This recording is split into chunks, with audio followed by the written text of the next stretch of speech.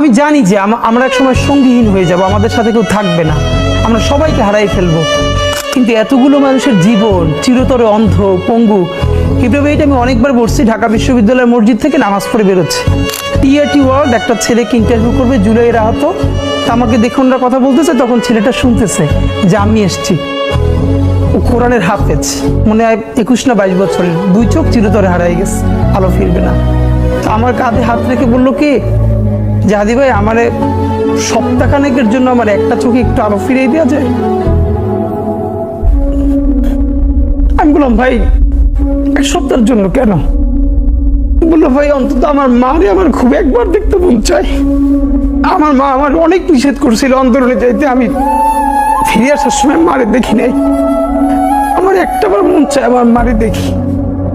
তো যারা হাজার হাজার কোটি টাকা পাচার করে বিদেশ চলে গেছে,